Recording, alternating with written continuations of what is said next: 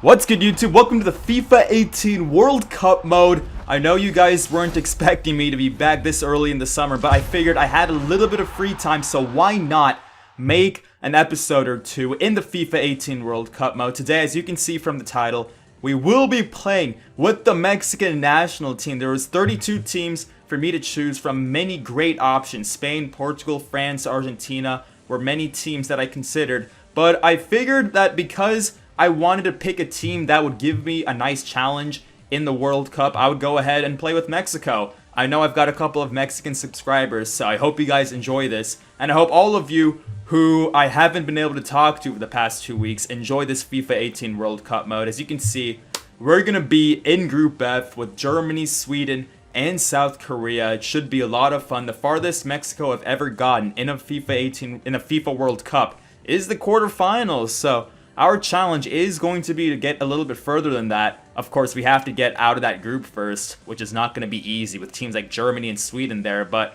I believe we can do it. Again, be sure to like this video if you haven't already. Also subscribe if you're a new viewer to this channel, and let's get right to it, guys. There's already a couple teams that have played. Peru with Jefferson Farfan has gotten 2 goals. Mohamed Salah getting 2 goals. He may not make the World Cup in real life, but if he does, it would be pretty awesome to see him score for Egypt, considering he has put that team on his back. But before we get into our game against Germany, let me show you guys our first team lineup. We've got Hirving Lozano, Chicharito, Carlos Vela, Marco Fabian, Guardado, Reyes, Layun, Moreno. So many great players. Araujo, Salcedo, what's his name? Guillermo Ochoa in goal. I actually decided to make a couple changes to this lineup because I wanted more pace. So I took off Vela, I brought in Corona. Corona also has 4-star weak foot. Vela only has 2-star. I also brought on Herrera for Fabian because we need a little bit more defense in that midfield. Guardado can play CDM, but I want to make sure that we're not conceding too many goals in this World Cup. So I want to make sure my holding midfielders can do the job in the midfield. Of course, I do expect them to come forward and attack and feed Hernandez, Chicharito, Lozano, and all of them. But for the most part, I mean, I'm pretty happy with my starting lineup. In the bench, we've got a lot of depth, as you can see here. I'm just looking at all the players we've got. There's 2 Dos Santoses on this team. I only recognize Giovanni Dos Santos, but as you can see, there's I think a Jonathan Dos Santos, Peralta. There's just a lot of really decent Mexican players. As you can see, our second team, which I will use when my first team isn't playing, is Jimenez, Vela.